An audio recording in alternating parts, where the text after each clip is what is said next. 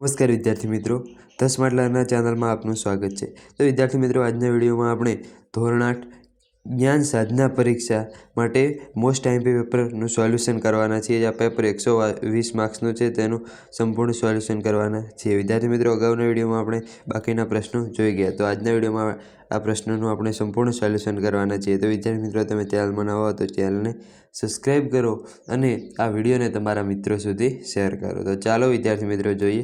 તો આ પેપર ખૂબ જ ઇમ્પોર્ટન્ટ છે, આના દરેક પ્રશ્નના કોન્સેપ્ટ તમારે સમજી લેવાના છે। તો ચાલો જોઈએ। તો પહેલો જ વિદ્યાર્થી મિત્રો પ્રશ્ન એવો છે કે બાળકોના ક્ષેમ કુશળ માટે માતાના મુખેથી કયો શબ્દ વારંવાર સરી પડે છે? તો માતાના મુખેથી કયો શબ્દ વારંવાર સરી પડે છે? ખમ્મા। પછી બીજું છે કવિ ઇન્દ્રની સાચી સંધિ જણાવો। તો કવિ વત્તા ઇન્દ્રની સાચી સંધિ કઈ થશે? તો તેમાં વિદ્યાર્થી મિત્રો આવશે ઓપ્શન નંબર એ, કવિ વત્તા ઇન્દ્ર। ઓપ્શન નંબર સી નહીં આવે, ઓપ્શન નંબર એ આવશે, તેમાં હસ્વઈ અને દીર્ઘઈ આવશે એ ટાઈપનું। પછી જે श्रोता शब्द का बहुवचन क्या होता है? श्रोताओ। श्रोता शब्द का बहुवचन, तो विद्यार्थी મિત્રો श्रोता गण થશે श्रोता शब्दનું बहुवचन। પછી છે बच्चों की प्रार्थनाएं बेकार नहीं जाती, वाक्य में रेखांकित प्रार्थनाएं संज्ञा का कौन सा प्रकार है? प्रार्थनाएं, प्रार्थनाएं क्या है विद्यार्थी મિત્રો? भाववाचक एक संज्ञा છે। પછી છે सांप लौटना मुहावरे का सही अर्थ दीजिए। सांप लौटना, तो तेनो आवશે ईर्ष्या होना। પછી नेक्स्ट છે हार की जीत इकाई का प्रकार कौन सा है? हार की जीत इकाई का प्रकार, तो तेमा आवશે कहानी। પછી છે निम्नलिखित वाक्य में रेखांकित शब्द का अवयव कौन सा प्रकार है? राम के साथ लक्ष्मण भी वन में गए। राम के साथ लक्ष्मण भी वन में गए, तो राम के साथ એટલે કયું થશે વિદ્યાર્થી મિત્રો? સંબંધવાચક અવયવ થશે। પછી નીચેના પૈકી કઈ કુદરતી ઘટનાનું પૂર્વ અનુમાન શક્ય નથી? તો પૂર્વ અનુમાનમાં વિદ્યાર્થી મિત્રો તમે ચક્રવાત હોય તો તેનું અનુમાન ન કરી શકો। ભૂકંપ છે તો ભૂકંપનું અનુમાન ન કરી શકો, એટલે ઓપ્શન નંબર બી।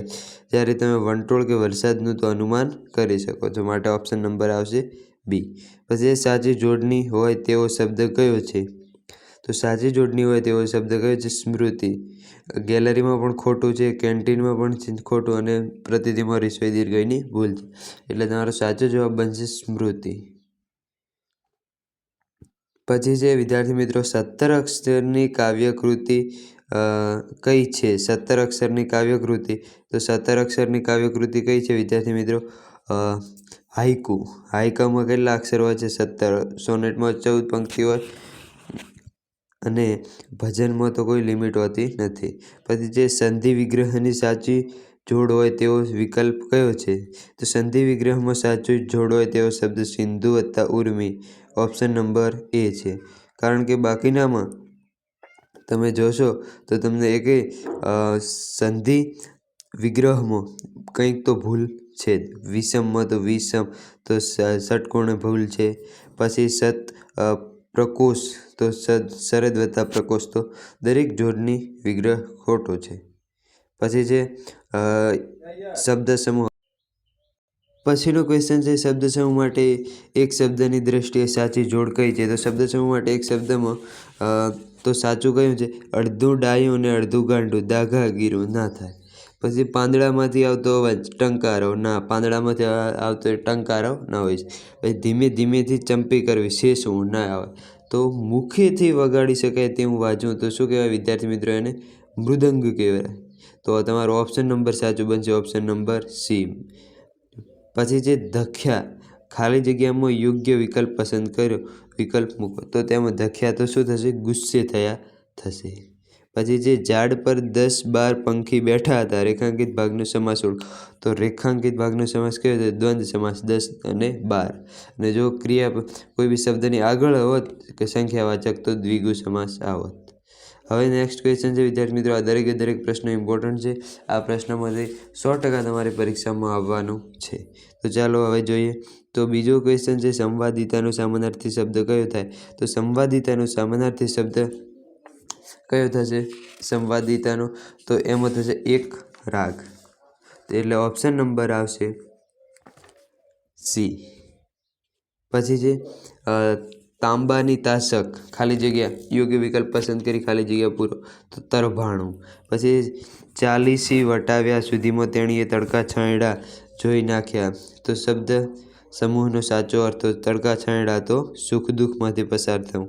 પછી છે 58મું, આપેલ ઉદાહરણના આધારે યોગ્ય સંબંધ પ્રસ્થાપિત કરો. ગુજરાત તો ગાંધીનગર, તો મહારાષ્ટ્રનું રાજધાની મુંબઈ આવશે. પછી છે 25, 37 અને 49, તો તેમાં શું આવશે? તો વિદ્યાર્થી મિત્રો અહીં જોઈ શકો છો 5નો વર્ગ 25 થાય, 6નો વર્ગ 36 થાય, એમાં +1 ઉમેર્યા છે, તો આમાં હવે શું 7 49, અને હવે અહીંયા આવશે કેટલું થશે? 8નો વર્ગ, તો 8ના વર્ગમાં 1 ઉમેરો એટલે 88 64 ને 1 65 થશે. પછી નીચેનામાંથી કયું એક જૂથનો સભ્ય નથી? તો જૂથનો સભ્ય કયો નથી વિદ્યાર્થી મિત્રો? તો આમાં સિંહ નહીં આવે. ઘણા વિદ્યાર્થીઓ ભૂલ કરશે. અહીંયા આવશે ગાય, કારણ કે તમે એક જૂથ દર્શાવ્યું છે. વાઘે જંગલમાં રહે, જંગલનું જૂથ. સિંહ પણ જંગલમાં રહે, વરુ પણ જંગલમાં રહે, પરંતુ ગાય જંગલમાં ન રહે, એટલે ઓપ્શન નંબર બી આવશે. પછી છે હું મારા ઘર આગળ પૂર્વ દિશામાં ઊભો છું, તો આપણે ચાલો લાઈન એક દોરી લઈએ. તો પહેલું જ આ છે પૂર્વ. પછી છે, તો અહીં ડાયાગ્રામ દોરી નાખ્યો છે દિશાનો. તો પહેલું શું છે કે હું મારા ઘર આગળ પૂર્વ દિશામાં મોં રાખીને ઊભો છું, તો એ ઘર આગળ પૂર્વ દિશા છે, તો પૂર્વ દિશા આ બાજુ મોં રાખીને ઊભો છું. તો અહીંથી હું ડાબી બાજુ 10 મીટર ચાલું, તો ડાબી બાજુ 10 મીટર ચાલે તો ઉત્તર તરફ ચાલે. પછી ત્યારબાદ હું જમણી બાજુ ચાલું, તો જમણી બાજુ ચાલે તો પાછો કઈ બાજુ આવે? પૂર્વ તરફ આવે. ત્યારબાદ દક્ષિણ દિશામાં, તો દક્ષિણ દિશામાં આવે તો પાછો આ બાજુ આવે. અને પછી પશ્ચિમ દિશામાં ચાલે છે, તો પશ્ચિમ દિશામાં ચાલે છે, તો હું મારા ઘરની કઈ દિશામાં હશું? તો ઘરની કઈ દિશામાં હશે વિદ્યાર્થી મિત્રો? તો તેમાં આવશે ઘરની પશ્ચિમ દિશામાં હશે, તમે જોઈ શકો છો. તો એમાં ઓપ્શન નંબર સાચો બનશે, ઓપ્શન નંબર બી, પશ્ચિમ. પછી છે વિદ્યાર્થી મિત્રો, એક ગુપ્ત ભાષામાં PAINT ને 74 128, તો એક્સેલન્ટ અને એક્સેપ્ટને ખાલી જગ્યા વડે દર્શાવવામાં આવે, તો તમે અંકો જોશો તો તમને ઓપ્શન નંબર સાચો બનશે, ઓપ્શન નંબર બી. પછી છે એક આકૃતિમાં ત્રાજવાના રીંગણાનું વજન કેટલું થશે? તો રીંગણાનું વજન તમારે જણાવવાનું છે. તો તેમાં આ બાજુ કેટલા છે? 1 કિલો, અને આ બાજુ 500 ગ્રામ, એટલે 1500 ગ્રામ જેવું થાય. તો એમાંથી તમારે 250 બાદ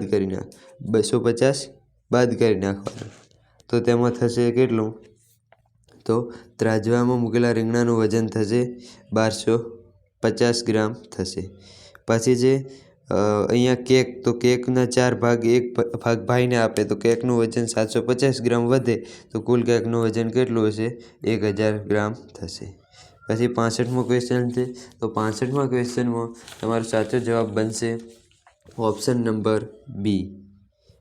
અને 66મો ક્વેશ્ચન છે, તેમાં શું કરવાનું છે? તો 7માંથી 5 જાય તો 2 વધે, 14માંથી 10 જાય તો 4 વધે, તો 21માંથી 15 થાય તો કેટલા? 6 વધે. પછી છે 67મો ક્વેશ્ચન વિદ્યાર્થી મિત્રો, તો 67મો ક્વેશ્ચન છે, તેમાં 90 ડિગ્રીના ખૂણે ફેરવતા કઈ આકૃતિ મળે? તો 90 ડિગ્રીના ખૂણે ફેરવતા ઓપ્શન નંબર ડી વાળી આકૃતિ મળે. તો વિદ્યાર્થી મિત્રો, આ તો મોસ્ટ એમપી પેપર, આ પેપરને તમારે સંપૂર્ણ સોલ્યુશન કરી લેવાનું છે. અને આપણી ચેનલ સ્માર્ટ લર્નરને સબસ્ક્રાઈબ ન કરી, ચેનલને સબસ્ક્રાઈબ કરો, વિડીયોને લાઇક કરો અને શેર કરો. Thank you.